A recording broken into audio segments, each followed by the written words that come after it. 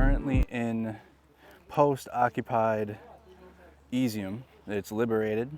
It was liberated by Ukrainian armed forces last year during the Kharkiv counteroffensive. But the destruction in the area still remains. The destruction from when the Russians hit this area with rockets. Civilian apartment buildings are still in rubble. It's just absolutely incredible that this is happening in our time. But seeing it in person, I mean, I've seen the videos. I saw this through the internet, obviously. But being here now in person and standing right within it gives a new perspective. Pretty horrible, isn't it, Andrew? Yeah, pretty horrible.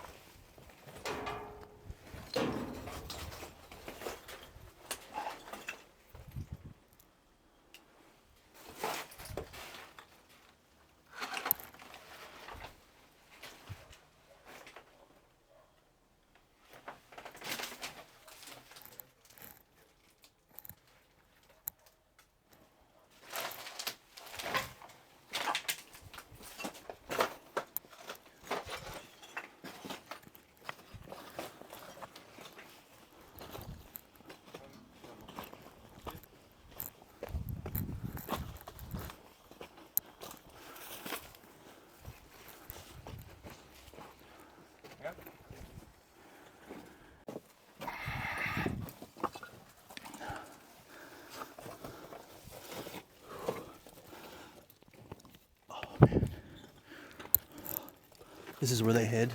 Shit. Holy shit. Happened. It was like a luck that they actually were sitting not in the exact basement under destroyed part of the building, but on this side, and they stayed alive. There were like dozens of people, like children, women, men, and all of them had still problems with the head because of the wave. It's just horror. And people were living here for weeks without electricity, without anything in February, in March. We're in this underground shelter underneath the apartment building, seeing where Ukrainian civilians in Izium had taken shelter during the missile attacks on the apartment building. So he's telling that, as you see, the ceiling is a little bit off. Понимаешь, быдло не это самое золото, это самое продали кацапью. This is a story about those who came here, and they were like, this man can't stand the people who were here, because this is actually a story of just. И Путин чуете, великий историк. This man had a destiny, Охренеть. and this destiny was just destroyed by those who came here. He had family, they would start traveling to abroad, everything was fine, good. He lived his life, and now there came guys from Russia, from Lugansk, and they just destroyed everybody. And he saw himself how people were running from this exact basement, and tanks were shooting at the people. And from drones. And from drones, they just saw. He don't know. He doesn't know how, but maybe they saw from thermal vision that this basement is hot, and they started just hitting it with tanks, with everything they have. And you see the ceiling, and that even ceiling here is a little bit. It's not plain, basically actually. telling like a hate speech. And here, like actually in those Izium, there is a cemetery where we found 500 tortured people dead. Yeah. You remember all this? It happened here, and it's happening each city Russians are coming to. And this man, he's living. He came to his destroyed apartment just to take some stuff. And that's You're okay. that's the room he was talking about, like the part of the basement. The people who were sitting here, they were very lucky. Oh, wow. And that's the wall that like stood. Oh, wow. And the other one Did not make a lot it. of people got hurt there. Heavy, bro. We have to go back this way. He said a lot of that things about those occupiers and like how people He here- said something about Kadriavite too, I Yeah, think. they were Yes. here. They were Yes. like Could the you, I said I heard that. LDNR And he said militia. something about passport. They were checking passports or Yeah, something. and they were like, Yeah. when they saw the plastic ID card, Yeah, like, yes. they didn't know what is that, and they were like, confused Yes. and telling people like, that's not a real document or whatever. Just coming up with things on the fly. Look at this space that they crawled into.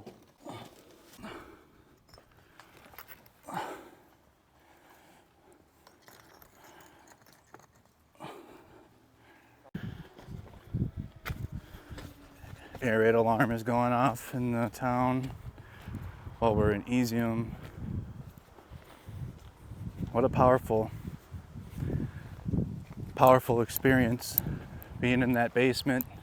It's dark, damp, cold. You could feel a draft, but you could also feel the air. You could feel the energy from that space.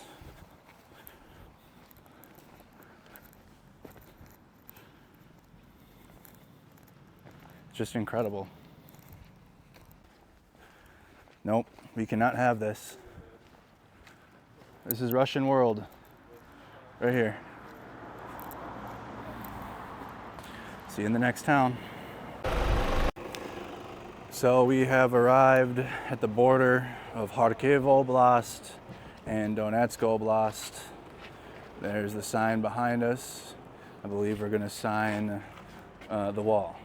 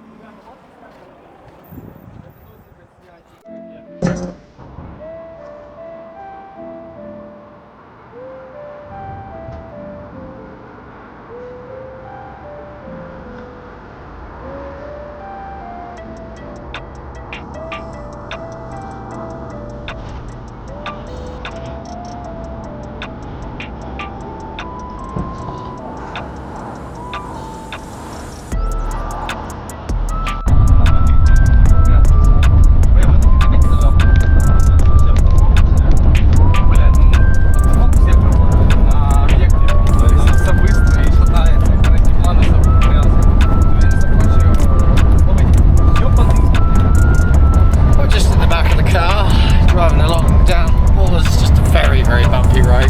We're going at least 100 kilometers per We're hour. doing 140 now, 150. It's a much smoother road, but we're about 20 kilometers away from the front lines. Yeah. Just over there.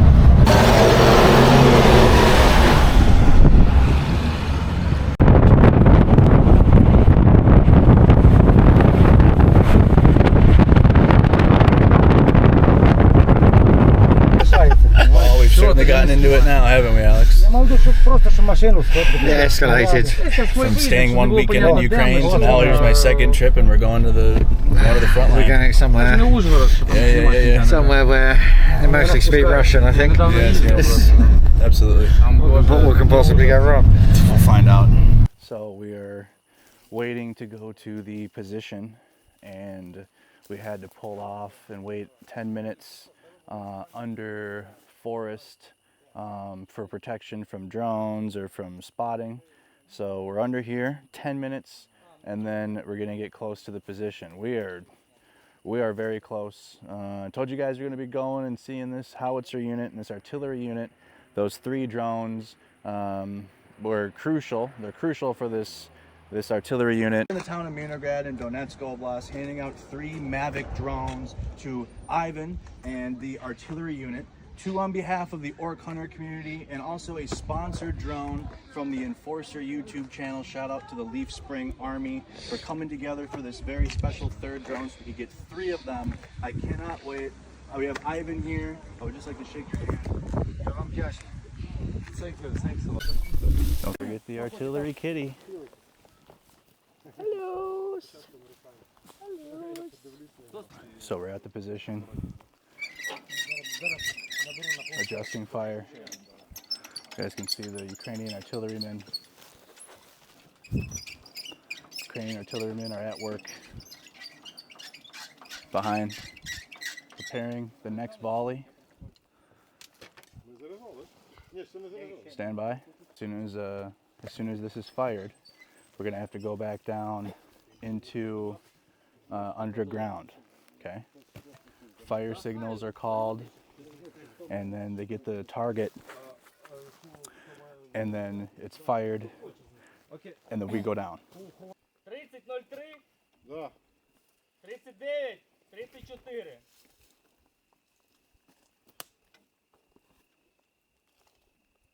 Так, наведений. Заряджай.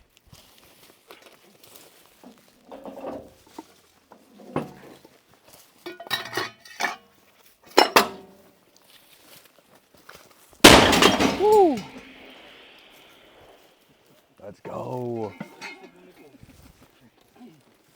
-1. Yeah. Guys, do you have? Yeah.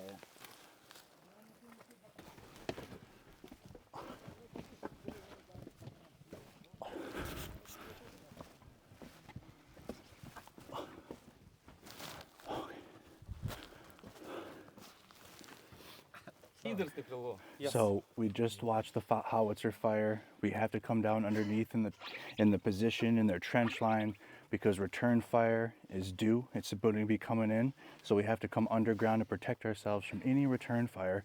But it's also such an experience to see how the Ukrainian soldiers live. It's quite clean and comfortable down here, really. I quite agree. Yeah. Yeah, we could have tea. We could have good morning. It's good that it's been dry. We should have Good Morning Kyiv down here one night. I think so, mate. Yeah. 100%.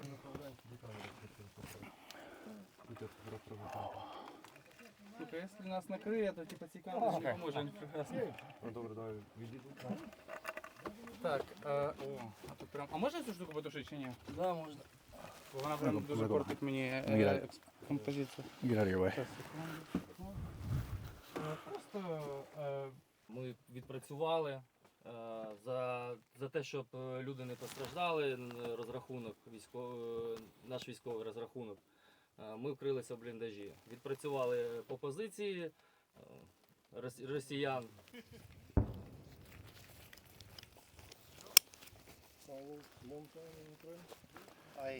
I've said it a few times now, but sitting this close to the front puts it into perspective. Yeah, you know, we covered the war from the computer screen, and you're seeing the soldiers out here, sitting here with them, hanging out, just waiting for the next fire order. Adds perspective, definitely. Very hot. Look at you having. What are you having, Alex? On Just having an espresso, huh? on the front lines. Yeah. Very nice. Have a It's sip. better than the coffee that we're having back at the apartment. I think. Absolutely. Frontline's coffee is better than Kyiv That's apartment really coffee. nice coffee. Oh, yeah. Very good. Have a sip. Good try. Have a It's sip. right, some. It's quite warm. It's quite warm. Ooh.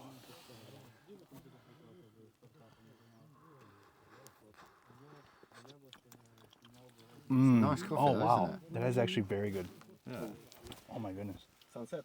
Very beautiful sunset. So we made it back to the safe spot in, what town is this again? It's about 20 Mirnograd. 20 past Yeah. 7. Yeah. 20 past 7. We made it past. We can take our gear off now, but we're away from the front. We were like 5-10 kilometers away, but now we're going to get ready to head back to Kramatorsk and call it in for the night. We still have vehicle handouts to do tomorrow. Alex, Yo, final thoughts? what a great day. That was a wonderful Great day. See you on the next one.